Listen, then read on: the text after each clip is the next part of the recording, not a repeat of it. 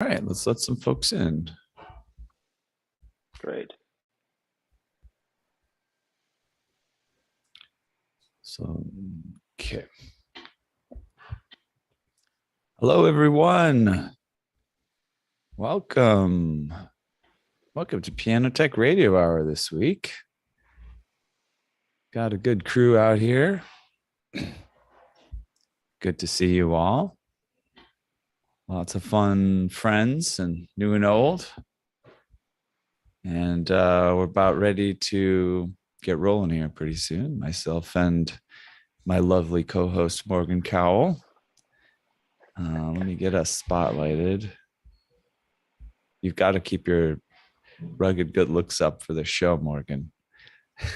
Oh, okay. I can go put some sawdust on my face. We've got plenty of it on the back. Nice. We got Um, we got Patrick Drain joining us today from Boston area, if I'm not mistaken. awesome. Hey, And Patrick. a few new names, yeah. Carl Lieberman, a familiar name. Patrick's joined us a bit before, though. All right, folks. Well, I'll start by apologizing for the promotion for this particular episode and explain.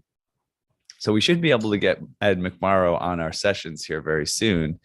And we were looking back on the email communications, and it looked like we didn't, well, we sort of confirmed, it was like a half confirmation of this particular date. So we'll have to be getting back in touch with him to bring him back out. He had thrown out this date and another date to come on. And then we said, okay, then we'll pick that one. And then, we didn't get to finish out the conversation. And unfortunately, I don't think we'll be able to have him for today, but we'll try to bring him back sometime in the near future.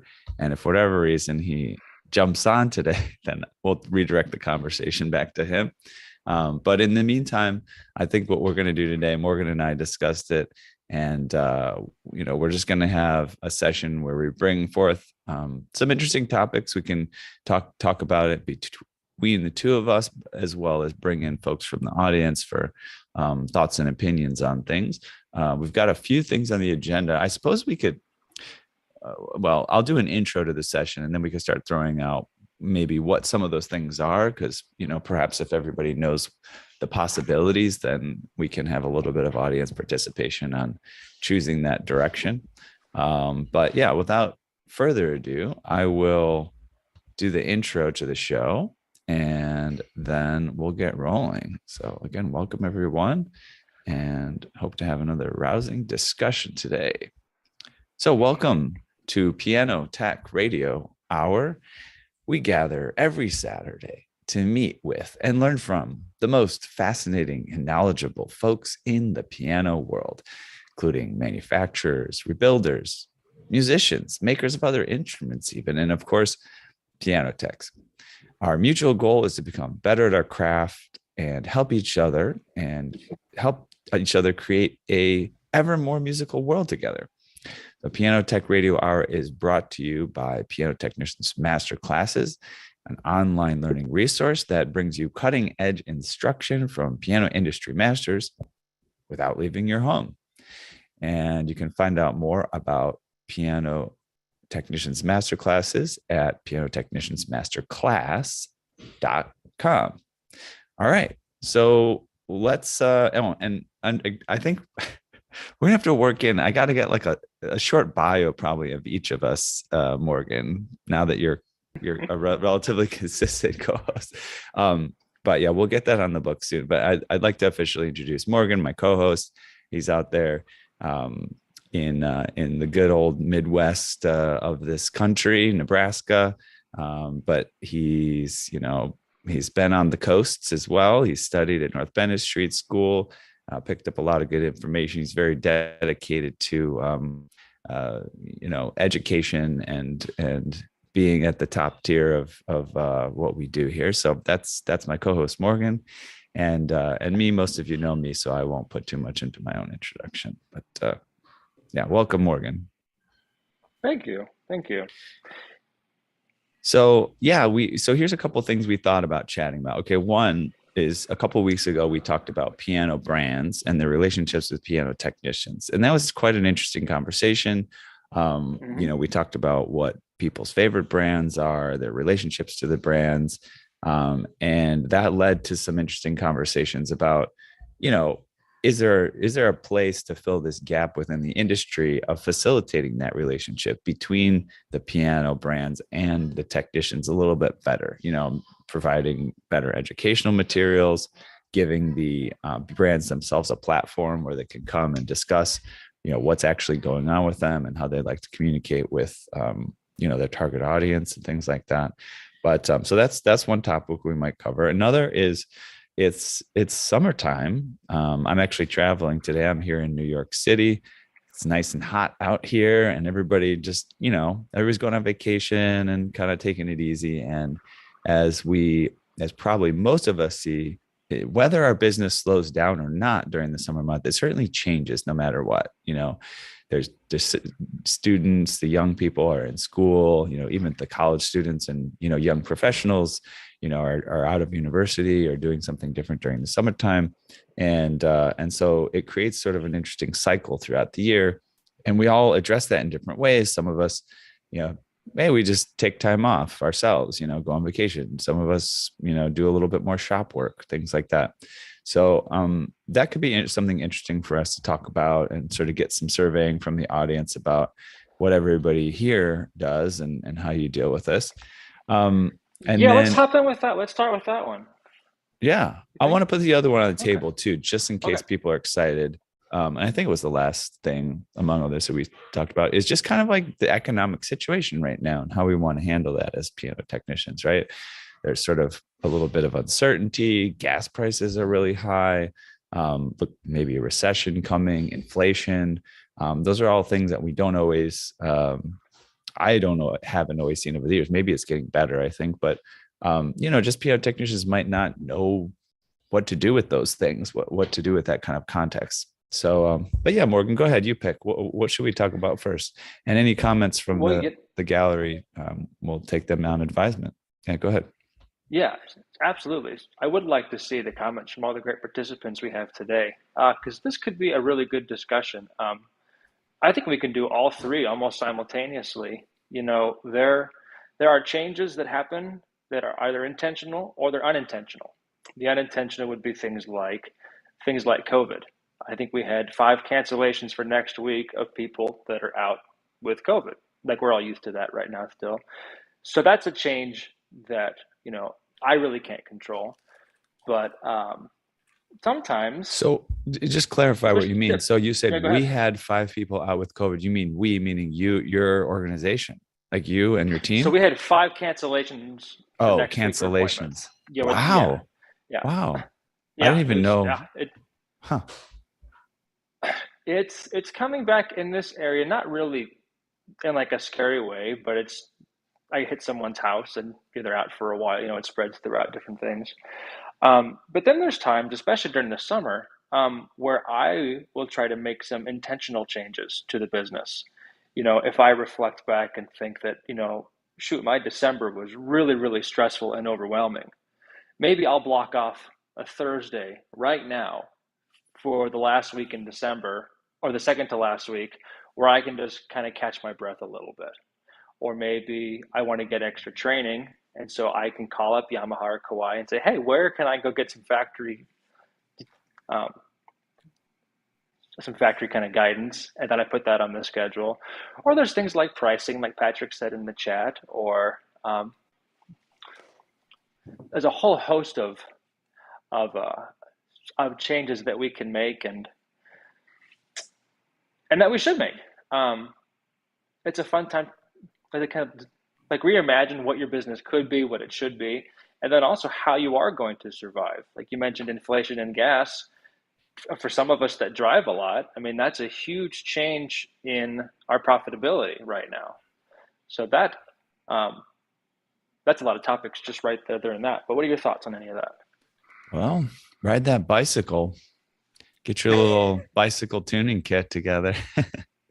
In New York City, there's I've mentioned him several times because he's such a character within the industry. Ben Truhaft. He's a send to the piano to Havana guy, just kind of a really quirky character, ran around, you know, tuning pianos without any shoes on for a couple of years, and he's in the sort of Humans of New York photo book of all the quirky people that. But anyways, he had a tricycle, like an adult tricycle with a basket on the back, and that was how he got around the city, tuning pianos. Wow. And hey, you definitely save money on gas and transportation costs. I want to do, yeah, this is what I would love to do, because we have people, we have plenty of people who've seen plenty of summers and seasons, and maybe even gone through different seasons of how they approach the seasons in here. So in the chat, can people say, like, so I'm thinking, September, that's what I think of when, like, so the school year starts, and May, right, is kind of when it ends.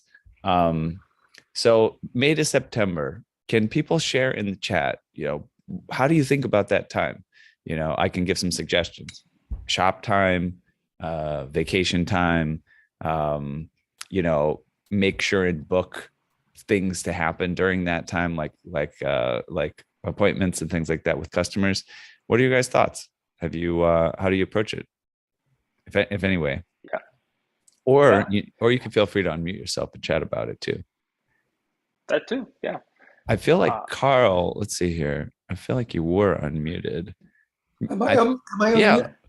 I don't think we've heard from you about seasonality. I know you have, like, the cruise ships. There may be some seasonality to that. I have a lot of seasonality in my business. Right. How do you approach it? I'm going to bring you on camera here in a second. Look, from September to May, I'm trying to wind down. I'm so busy from September to May because I work on the cruise ships. I work at a concert hall, which is fully booked from September to May. Mm-hmm. Recording studios are busier from September to May. So the core of my business is much busier from September to May. The point I wanted to make, and the thing is, I've been through a lot of recessions. I've done this for 50 years. I've seen a lot of cycles. And, talking about the high price of gas, I don't want to sound glib, but in our business, the inputs for our business, the costs for our business are insignificant. They're basically irrelevant.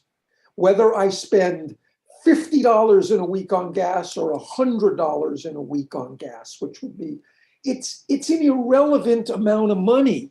And inflation is an incredible opportunity for us to raise our prices. People expect you to raise your prices. Inflation is up 8.6%. If you raise your prices from $200 to $250, no one's going to bat an eyelash, okay? I'm just telling you, this is a great opportunity to raise your prices. I want to make that clear. And the costs, bitching and moaning about the costs, that's a fool's errand. The costs in our business are irrelevant, okay? The next thing I want to say is, being booked all the time. Why don't you have some opinions, Carl? Try to have some opinions here. I'm just kidding. No, I love it. Yeah, go ahead.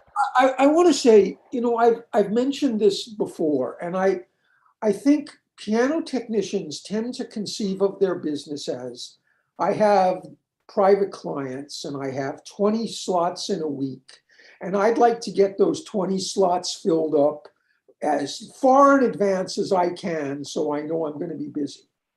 If you run your business like that, you're a complete moron, okay? That is not the way to run a piano service business. If you want to get good work and charge top dollar, you need to be available when people need you. You cannot be fully booked. If you're fully booked, you're basically locking in to the worst clients. It's foolish. It's idiotic to run your business that way. So I just want to make a point. When right now I just do so few private tunings. I do mostly concert recording, commercial stuff.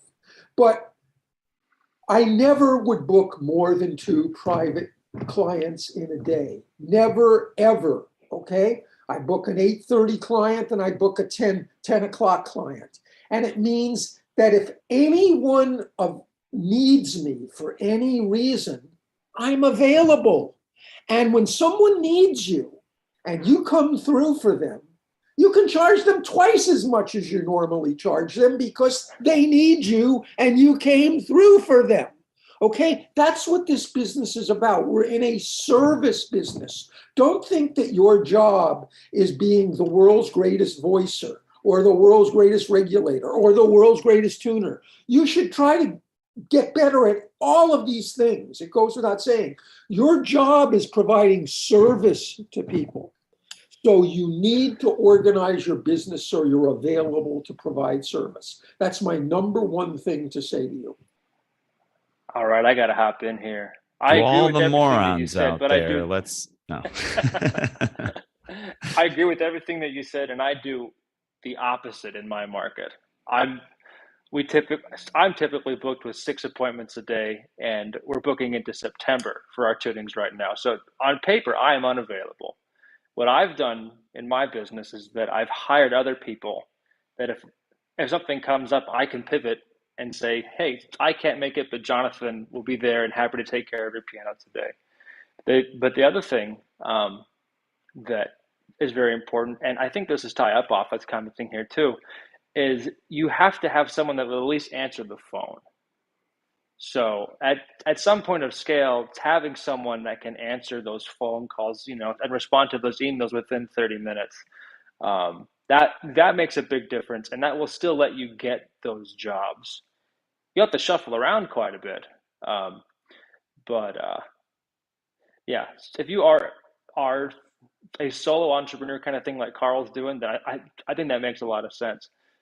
But also, Carl lives in an area with these amazing corporate accounts. We have a lot of college stuff around here, but there aren't many cruise ships in Nebraska, unfortunately. But there are concert halls, there are recording studios, there are There clubs. Another thing, and I look, God bless you for having employees and being fully booked, and you know your market and you're running a successful business. I'm not trying to be a know-it-all on this thing. But I think what's really important in this business is to brand yourself. I'm not selling being a piano technician. I'm selling being Carl Lieberman. Okay. Now I have an alliance with another really fine technician. Like, for instance, I'm going to be out of town on vacation next week. He's going to cover my accounts. He's going to be out of town the next week. I'm going to cover his accounts. We both have really high profile accounts. You need to have someone who can cover for you, in whatever, so you can follow through. But basically, if someone is looking for a piano technician, I'm always going to be too expensive, and they're going to say, why do I need you? Okay. And so having this idea that, well, okay, I have to shuffle around and I'll get someone else to cover for me. And, that works if you're doing garden variety private clients. My argument is that that ends up being high volume, low margin clients. Okay. What you want is high margin clients. You want people who are going to pay top dollar because you say you're going to show up, you show up, and everyone is happy.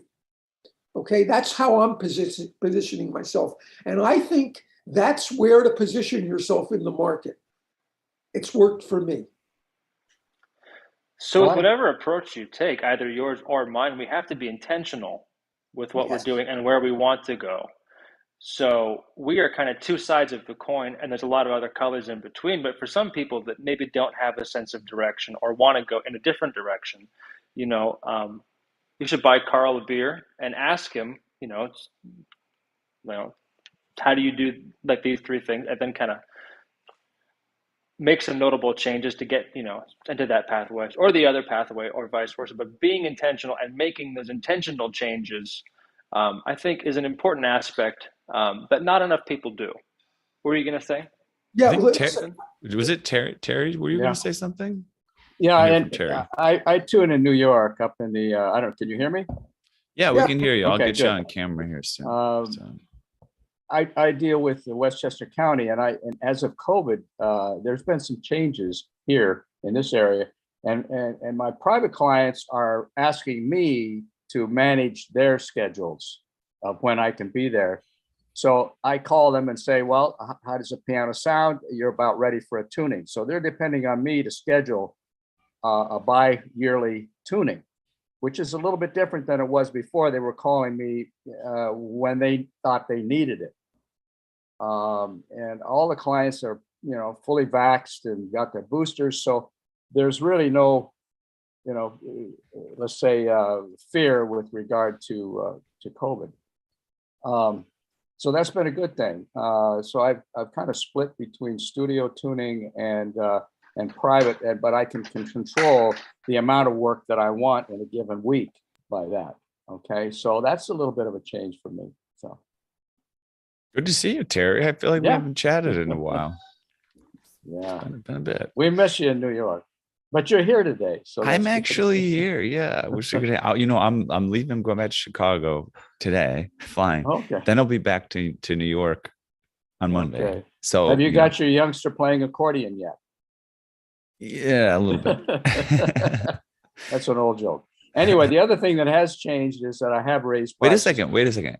Why is that a joke? I want to make sure I understand. Well, you had asked me to play accordion at your wedding a few years back. Okay. When you found out that I could play. Okay, But, nice. So anyway, the other thing that's changed is that I have increased prices, as a result of the gas situation. And people don't really ask me until I've finished what the fee is. So it's not like I've standardized a cost for them. And there hasn't been any complaints at all on that issue. So Very good. Yeah. I mean, I always like the example I once got. If you double your prices and you lose half your clients, then you're making the same amount of money for half the amount of work. Anyways, Carl, we cut you off now. What were you in the middle of Something saying? important said. I've taught a business class a number of times on this channel, but at the conventions. And one of the things I stress is exactly that, to think about the type of work that you really enjoy doing and to intentionally think about how you can get more of that type of work and to really, think what is the work that I'm happiest to do. For me personally, I'm happiest in performance situations, being part of it. So I've organized myself to do that type of work. But whatever it is, if it's shop work, if it's private clients, if it's whatever it is, be intentional. Morgan is spot on this, is take responsibility. It's your business. It'll be what you make it. And the other side of this, which I've said, is the type of clients you get are the type of clients you have. When you have the clients that you like to have, whatever that may be, it generates more of those type of clients. So if you have people who you're doing high volume and whatever, they're just mediocre clients on mediocre pianos, and they tell their friends, those are the clients you're going to end up having more of. Think about what type of clients you really enjoy working on. Absolutely. Yeah. Another thing. Sorry, go ahead, Ethan. Oh yeah, no, I was just gonna. I mean, we've said it a couple of times, but I think it's really. I really appreciate that we've been able to get there in this community around pricing. I think talking about raising prices and charging the right amount, and I just remember over the years it may have faded, but there were times it was a very contentious topic, and I know that there were some issues with the PTG, and it totally makes sense. Like. Around basically, I guess, around like price fixing or something like that, which is really not what people are doing when they're talking about charge what you're worth and things like that. Nobody's setting numbers. Especially what's nice about this group is we're all in different regions. So, there's nothing to that, right? Because it's not like Carl and I both raise our prices some amount and then somebody doesn't have a choice. It's just not the case. If I'm in Chicago and he's in California, that's not what we're doing. But yeah, I think these principles are really interesting. And Carl, you've brought some books to the table that you've read on economics and stuff like that. What was it like? Was it Dan Ariely books or something? I forget. It's predictably irrational. The point is that if you believe in standard supply and demand economics, and when price goes up, demand goes down, blah, blah, blah, it has nothing to do with the service industry. The service industry is not the same as selling widgets. And people respond to certain cues. And if you learn what those cues are, and one of those cues is prices. The higher your prices are, the more people value your work. The better work you attract. Low prices never do you any good, ever. Yeah, and I think that's Yeah. interesting what you said. Just about it being inflation's a really good opportunity to raise those prices, and I think people are afraid sometimes. The one other point that we didn't make explicitly is when people's pocketbooks are hurting, right? Maybe they don't have as much cash flow to feel like that's the time where you're going to raise prices. And I think what's interesting about that, I have heard from some very intelligent people that actually is the time to raise your prices. And it's because, you can then actually offer a good service, right? Because there's less cash flow usually during those times. And if you're trying to just scrape the bottom of the barrel and then you're going lower and lower and lower, there's no place to go but down. And I think there was one, here's Ty. He said, recession is where developing high-end client pay off. And I think I agree with this. The top 10%, they don't sweat recessions. He said the Kimbo console for the kids taking lessons is what will fall away. But yeah, I think that makes sense. So you curate those clients exactly like you said. And hey, like you said also, Carl, you can work with whoever you want. But this idea of working with the client that just is willing to pay a bit more, they value your time, they value your work, and and you've got some margin, you can afford now to put some extra time and energy into doing a good job, all these things. There's just a few more points on that. And but I mean, that having been said, I want to say the other side of it.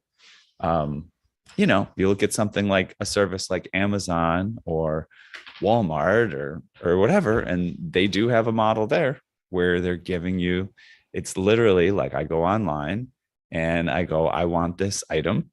And I say, why would I pay 2 cents more for it on this site if I could buy it on this site and get it sooner? So there's definitely Services are not the same as widgets. What's that? All widgets are the same if you buy it at Amazon or Walmart or you buy it at your local hardware store. Services are unique. Well, I'll just say this.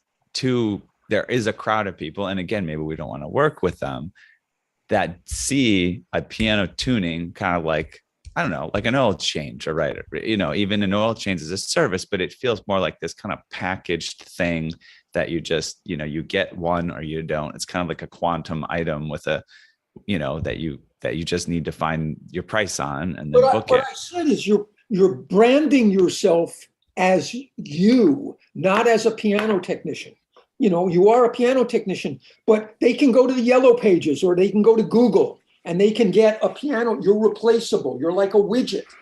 But if you're branding yourself as you're not replaceable. I like it. I mean, that's definitely the direction I go, but I there are going to be those that don't. What do you have to say, Morgan? What are your thoughts? Do you have anything else? I have so many. Or should we move on to another topic? I'm trying to distill them into less than 30 here. When you raise your prices, and not if, it's when, know where that's going to impact your numbers, right? Sure, we can just raise them arbitrarily, but I want you to be so well in tune with your numbers that that if you raise 20%, on this one service item, then that's going to translate into, roughly X amount next quarter, right? If I were to double the price on regulations, what would that look like in 6 months? Those are the questions that I think a lot of us don't necessarily get to that fine point of understanding. But we need to, because maybe you charge double for piano cleanings, right? Or maybe you charge less if they're not booking. In regards to brand, I agree with Carl. The brand doesn't necessarily have to be your name, but whatever company you are that you work for, yes, the brand, that's what they're looking for. That's what they're hoping for. And you can't do that without a very good website unless you have, just lots of credibility within one area. I would, though, like to pivot slightly into expanding your current offerings into other ones. For example, Carl Let me wants to do the high let me end make stuff, so one he had to upgrade his. Yeah, go ahead. just make one more point before you make the pivot. And I think it's just something that keeps coming in my head. I think also the community that we've built here in Piano Technicians Master Classes over the past few years. Again, there's different personalities, there's different types in the piano industry, but I think at least that's what I've seen, or at least going this direction appeals to people's thoughts, is this thing that Carl is saying. You're building a brand, you're building an individual thing, you're going to be a higher priced, higher quality. It's going to be, you're going to be the cream of the crop kind of thing. And that's what we're going for here. And there's other models, but anyways, I just wanted to make that point. I think that model is, I think, what we advocate here. And I think we've done a good job of curating a community around that. But Absolutely. I just, want to add that. What's that? Yeah. It was David Anderson's pitch. Exactly. Yeah. Go ahead, Morgan. Yeah. Adding services. Well, I just think back to when COVID first hit, and all of my school contracts called me and said, "Hey, we're done for the semester. We hope to call you in the fall. Click." And I had 150 cancellations in 3 days. I mean, all of my revenue totally dried up. And so I had to pivot to a lot more rebuilding, and now I'm drowning in it. But even things like regulation, I've always been doing regulations. I think last year, maybe I did 10, and we'll do 7 this month. So it's ways to pivot, it's ways to expand. What can you do? How quickly can you do it? Where do you get the skills for that? It's almost like your investment account, right? Like, you don't want to have all your money tied up in gold, or all of it in Bitcoin, or all of it in real estate. Like, you want to be diversified to some degree, at least in my part of the country, because concert stuff can come and go, rebuilding stuff can come and go, but if you can do a multitude of things well with the right clientele, that I think that helps you navigate sometimes these kind of interesting valleys a little bit easier. But I love some more input on that. Anybody have a different summertime habit? I just go on vacation. I don't even think about it. It slows down, so I just take some time off and I travel to Spain. That's why I became a piano tuner, so I can make my own schedule.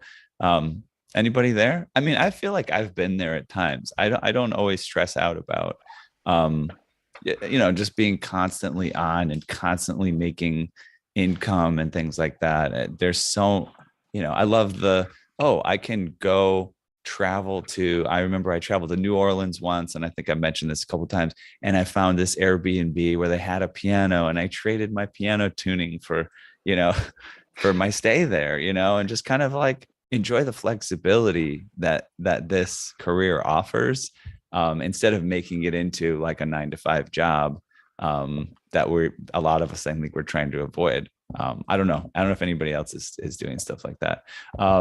There's some comments here in the chat. Let's see here. Being unavailable is bad service. That's from a little bit ago. Price buying a new EV and raising one's prices becomes a priority. What does that mean? Price buying a new EV. What does EV stand for? Everything else is going up. Okay. Right. Got it. Probably electric vehicle and all this stuff. Yes. Nancy Salmon says, summer is my time to concentrate on rebuildings rather than 2 days a week. August is devoted to institutional work, getting schools and universities ready for the fall semester. Yeah. So August precedes September. It can be a on-ramp to the school season. Go ahead, Carl. I just want to say one thing. Like Morgan said, concert works come and go. And sometimes it's there, sometimes. That's not true. And that's not the way to think about things. This is a relationship business, like all businesses are, in essence. If you work for a concert hall, or you work for a recording studio, or you work for Yamaha Artist Services, or you work for institutions, okay? When you build a relationship with that institution, they're only going to call you. You're their person who does this job. It's not like, oh, sometimes the concert hall calls and sometimes they don't. You want to cultivate accounts where you have a relationship with the person who needs the service and you're their person who does the service. That's what I'm talking about with commercial accounts. It's building relationships where they've worked with you. They know that if they work with you, everything is going to go well. You're going to look good. They're going to look good. They're not going to consider using someone else. Those are the type of relationships you're trying to build in commercial accounts. Yeah, I totally agree. I think the point I was making is that just because of things that we can't control, sometimes the volume will change. For example, the concert venue that I was at last week, which is why I couldn't be on the show last week, finally began doing outdoor things again. And they hadn't done it for almost a year and a half, only because the companies or the artists wouldn't tour, right? They didn't want to make that financial investment. So like the relationship was still there with those venues. It's just the work didn't come in. So, but I agree with you that if you have a good relationship and maintaining that is one of your highest priorities, then yes, like you're not going to lose those people. And I totally agree with that. Great. So there was a couple other things we mentioned on the agenda. Did we cover them? Or so we mentioned we piano. talked about like extra training, different factories and stuff. We didn't Each completely. summer, I try to take one day. Go ahead. I was saying we didn't completely cover shop work, because there's something that Carl probably can't say much on because he doesn't do the shop work as much. You're not that guy, and not that we want you to stop talking, but no, but I'm curious. Nancy said she does some shop work and things like that, but like it's I'm curious, how does that go for people? Because I think that for me, I'm the type of personality, I don't know, maybe I used to be better. My personality is a little better about this. If I just have like a kind of like a nebulous task on my agenda, like that piano, that regulation's got to get finished by 2 months from now or whatever, a week, it's procrastination or other things get in the way or stuff like that. So it seems like there's quite a few people in here who do choose to do that shop work kind of stuff. And I'm curious how they manage it. Is it just, do they think of it as, a super profitable endeavor? Because I know sometimes that's a problem. I've heard so many stories of people getting that project in the shop and they, it's a huge price tag. Oh, it's a $15,000 deal, but they spent $17,000 worth of their time working $5 an hour to make it happen. So I'm curious if anybody has any opinions about making that shop work. Anybody? Nancy, do you have anything? Sounds like you've had some experience with the with putting shop work on your agenda, or anybody else. I want to just, can you hear me? Yep. Okay. Yep. I just want to also address something that Carl was talking about, which was building relationships with commercial clients. And one thing that I did over the COVID period is when they wouldn't call over a long period of time and they've got concert type instruments sitting there, I volunteered to come in and check those pianos during COVID and not charge them because I'm concerned about their instruments. Okay. That really pretty much solidified anything coming out of COVID because they knew I cared about their instruments. And so I thought I would mention that. Beautiful. That's a big deal too. And, I have to say it was, it's something that we tried to do here with Piano Technicians Masterclasses in providing, what we're doing right now, the radio hour, like, and we were putting in work in the beginning, and now it's a pretty modest subscription fee, but it was free for a while. And it was just kind of supporting the community. But it's an interesting place to be in, right? Where everybody's kind of like struggling and to go, all right, let me just go ahead and take it seems like a little bit of a risk, a big risk, and sort of start giving more during those difficult times. That's a big deal. It's something interesting to try to approach. What were you going to say, Terry? No, I was a little off topic, but I just happened to remember during the last 2.5 years, what's been going on with my clients anyway. So, yeah, I don't know. Does anybody else have experience though making those what maybe seem like a little bit risky decisions, giving a little bit more when the times are tight or tough? Well, we want to be of value to our clients. And when we aren't necessarily physically allowed to tune in certain venues, right, you can compromise and say, hey, like I'll get in there when no one else is in the building and I'll make sure the pianos are taken care of, right? You find that compromise. Or maybe if you're the concert, right, like technicians, maybe you just go to a couple concerts and kind of give feedback to the room or the instrument, or like you supervise the pianos being moved, or there's a lot of ways where we can provide value when we have excess free time, which really goes forward, in the future when we are able to do the, like paid work and stuff. I'm not seeing any comments about shop work quite yet, so I'll chime in shortly, only because I'm looking at half of the 23 projects we have here. I just counted in my head. We have 23 ongoing projects right now. And you are absolutely right, Ethan. You get the check in and you go, yes, this will be exciting. And you wind up losing money in the end. So the summertime, it's a good time to look at your processes and figure out, am I being very efficient with what I have, right? Like, would it make sense if I bought this one tool so that I could do this, 20 times faster? How long would that take to pay off, break even? We just spent 2 weeks totally rearranging the shop for that reason, so we could have like a better flow of instruments and of supplies. The other thing that I recommend everybody do this summer is go into your shop or your car or whatever and find every sharp thing that you have and sharpen it. Every single one, every chisel, every knife. And then you have just gone through your entire inventory of things that are likely dull, and now they're sharp and they're ready to service the next semester. And you could do that with screwdrivers and bits and drill, there's a whole lot of things, but it's the effort of going through and making one thing perfect again and ready to serve you in the next time. That just kind of mental clarity, that kind of just refreshing of the soul in a way in the shop. I don't know. That's you don't get paid for it, right? Like it costs you money to do that, but it's a refresh.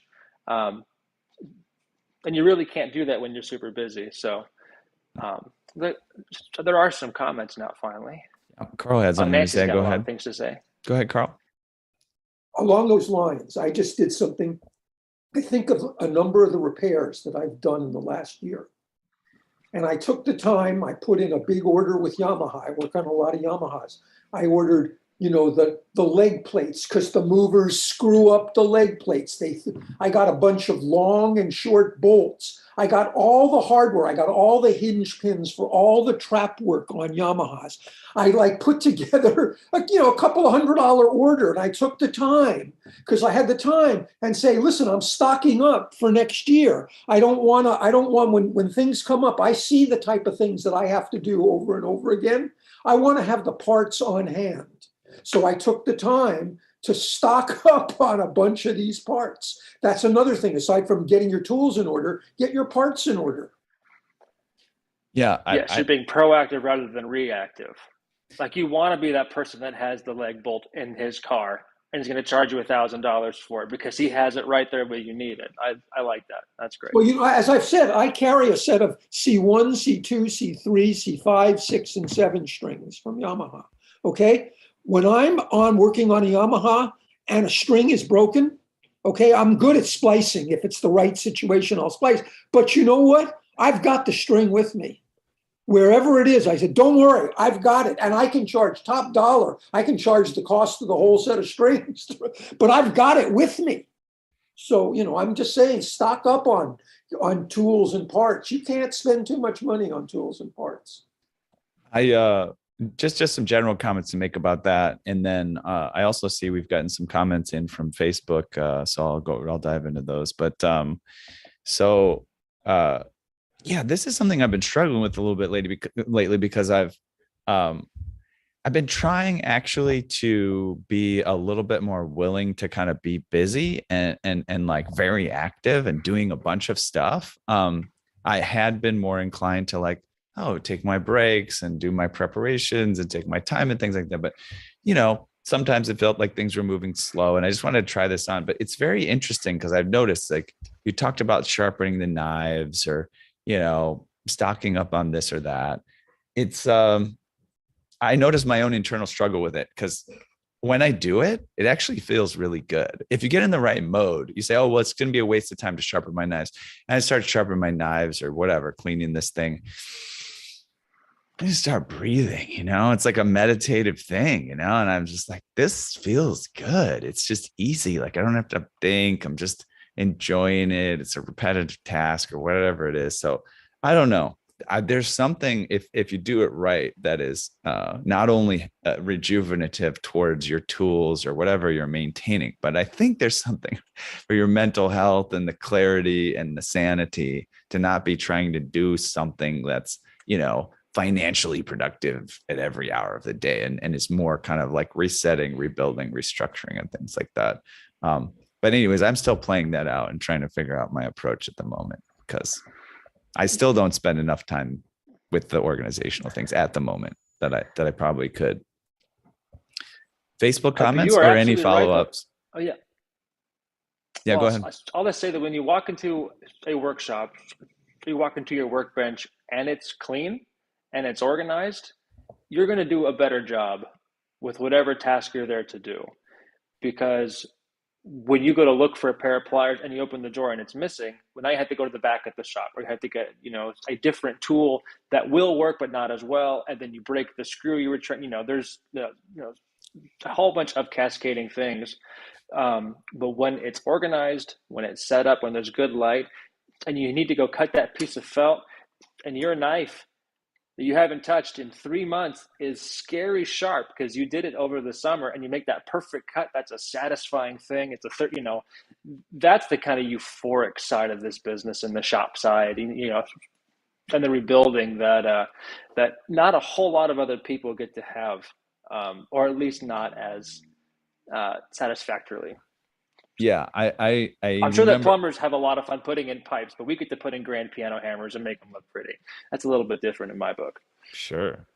Yeah, I remember where I first started to have the doubts on the organizational things is when I was doing my PhD, and our lab changed. We changed the labs that way we were in, and we had to then connect all these cables. We were doing these experiments with birds on their songs, and we had to put all this recording equipment into the boxes that the birds were living in, and connect them to these computers that were collecting data and all this stuff. And man, I was just saddened by the spaghetti of cables that everybody was willing to put through the walls. And I was like, guys, could we just take a minute and just pause and like make a plan for how these cables are going to get through the walls, and it's going to be organized and And everybody was just like running around like chickens with their heads cut off, like just making it happen. There was like a paper that needed to be published, this and that. But I struggled with it because everybody else did not agree with me. You know what I mean? And my PhD advisor was, published in Science and Nature, some of the biggest journals in the world, So I don't know how to approach it. To each their own. Everybody's got their own approach. But I do enjoy that refreshing feeling of having things be organized. Let me go to the Restream chat here, the Facebook chat. So Jim Rickson, I just realized, has been patiently commenting this whole time and being like, "Does anybody hear me?" So he said, let's see, vacation time definitely happens in summer in Florida. Business does dip because Florida is very seasonal, but not hugely. And he said it's essential for him to have an office person. He said also his Google business reviews are great for personal branding. Yeah, that's really useful to get those going. He said also a business model question, schools or not, he only does a few because they're slow payers and bureaucratic. I do see that too. And then why am I only seeing my comments? Right. Yeah, we get you now, Rick, we're engaged. He's also working on repertoire. This goes a long way to selling your brand. That's interesting, like practicing piano. Yeah, very cool. Thanks for participating, Jim, in this. The one thing that is interesting that I'll mention here that we've worked out in our business is there's only a couple of types of clients that can request an invoice. Everybody else, you pay before the technician leaves, and we write that into our confirmation emails. Hey, this is how the thing works. We get there, you pay us before we leave, because it's always a headache when some individual who's like a home-based client, they're not some sort of organization or something like that, says, yeah, just invoice me. And it's always going to be a problem. Or maybe this, I don't know if this happens in your guys' areas, but in New York, you have somebody, they have got like a housekeeper or something at home, and they let you in, and that's that. And then you've tuned their piano, and then the housekeeper's like, I don't know. And then you leave, and then it takes like 3 weeks to get the payment. So we have a policy. It's just like, I don't leave until I get my check. And the only folks that can do that invoicing are the schools, and not even a bar, right? It's got to be like a school or just a couple types of institutions. What do you have to say, Carl? Look, I learned this when I started 50 years ago. The first thing you need to do is save up enough money so that you're not on the edge. As they always say, you got to have 6 months worth of expenses. I invoice people all the time. I'm easy to work with. The number of people who have stiffed me in the course of 50 years, you can count on one hand. It's very, very low, okay? The idea that I have to wait 3 or 4 weeks in order to get paid, big deal. I mean, come on. As long as you get paid, if you're sitting there going, I did this job, I need this check, I got to go shopping this week, you're doing something completely wrong. Okay, we're having to wait 30 days or 60 days to get your money. So what? As long as you get paid. Well, I don't mind the wait necessarily. For me, it's the having to have it be an open loop, right? And I think having a secretary or something like that to follow up on it, that's great if you do have that. But especially just as an independent piano technician, if on top of, doing your tunings, I mean, it could be there's been literally cases, not something recent, because I think we have it under better control, where it's like, oh, like that person should have paid me a year ago, and now I have to it's weird to write an email to say to somebody, hey, we have an outstanding invoice from last September. Sooner than a year. What's that? You should have followed up sooner than a year. Well, but yeah, the should have means you have to pay attention to it, right?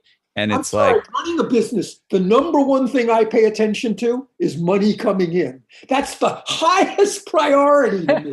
I never let money that I'm owed slip through the cracks. That never slips through the cracks. Well, that's why I think the best approach is just to tell them to pay you when the service is done.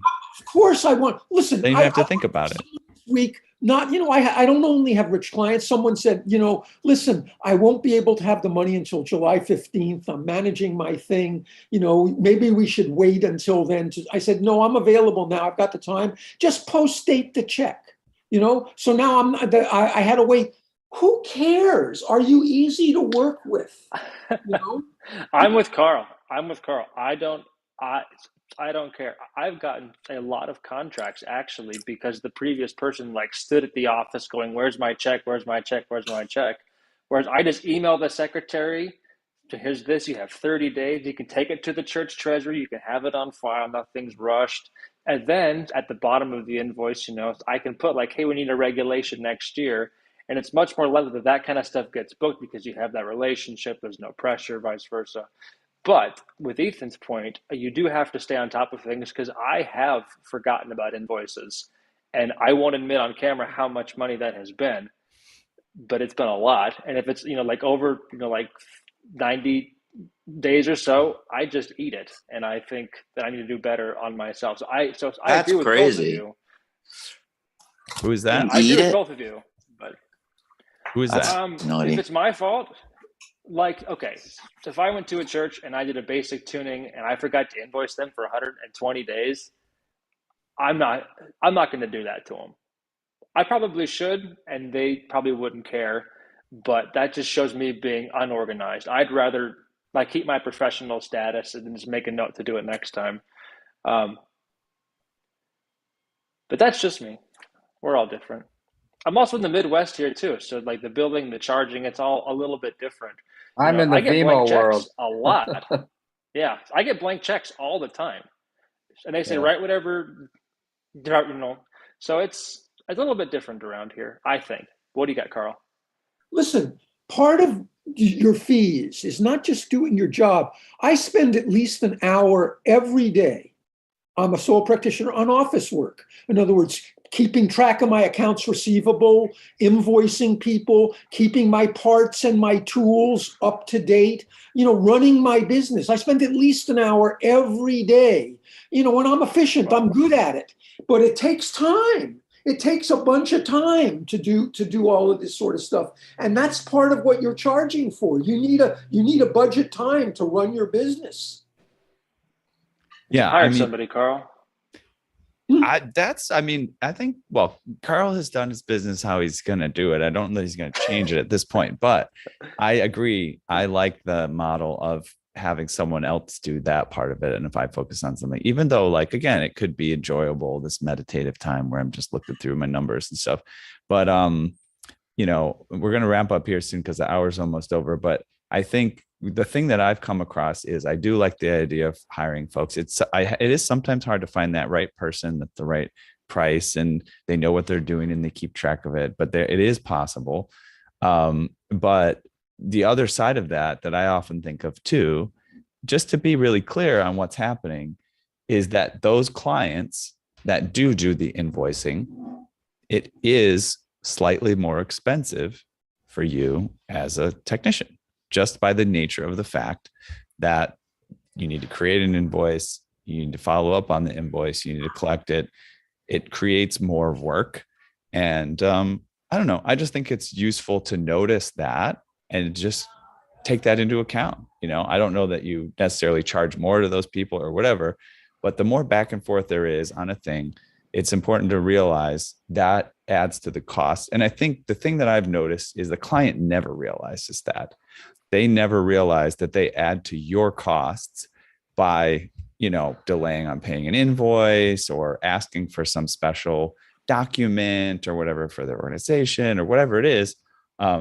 And I think any way that we can very politely and in a way that is to everybody's best interest, point out these things that we do that add value to the equation for folks, and I think the simplest way we brought this up before is like, if I fix your pedal at the appointment, I say, hey, look, I just want to show you, I just did a little pedal adjustment. Let's take a look at that. And by the way, that's no charge, right? It's different than I'm just sitting all here by myself doing some pedal adjustment, never told anybody, right? Because it's like, maybe they notice it, maybe they don't, whatever. So I don't know. I think that it's important that if you are that person, like you said, Carl, you added value. That's great, And I think if they appreciate that and they notice that, and again, in a subtle, polite, mutually beneficial way, letting your clients understand that that's part of how you're adding value, I think that's really worth it. I think that's a good thing to think of. So any other final words, folks, before we sign off from this session? Yeah, just one thing from last week's session. Yeah. On the Fazioli. Yeah. Okay. There was something I noticed that wasn't brought up, and that is that the plate screws are all set between strings so you can make those adjustments without having to move strings. So that was good. Anyway. Very cool. Thanks for sharing that, Terry. And it's good to have you in. Have you found them loose, Terry, on the Faziolis? Oh, you're muted now, Terry. Now we can't hear what you're saying. I've never worked on a Fazioli, but I noticed that, as a technician, and I have adjusted on other pianos, those bolts. But so when I saw that picture, I noticed that right away. But no. Right. Yeah. I mean, it's just nice when we get taken into account, no matter what. Yeah, cool. All right. Well, I thought it was a pretty great session. Ed McMorrow, you missed out today. That's okay. We had a little bit of a mismatch in communication. We'll get you on later. But yeah, Carl, thanks for bringing the strong opinions and the rousing conversation. And Terry, thanks for jumping in. And Morgan, thanks for being here, everybody. So yeah, it's been another great session. Let me say, let's do our official outro here. So, and that is, we've reached the end of another musical journey here at Piano Tech Radio. Our thanks to everyone here who joined us today. As always, we're brought to you by Piano Technicians Masterclass, cutting edge instruction from piano industry masters without leaving your home. For those of you that joined us today by signing up for this session individually, you can make your life more convenient by subscribing to Piano Tech Radio Hour. It's just $16 a month. You'll get the recording of today's session in a member area, as well as automatic registration for each week's new session. You can sign up for that at pianotechniciansmasterclass.com/PTRH-direct access. And we put that in the chat. So if you'd want to just click on it instead of writing it down or something, you can find that there. But do it quick because we're going to sign off momentarily. All right, folks, thanks so much. We'll see you next week.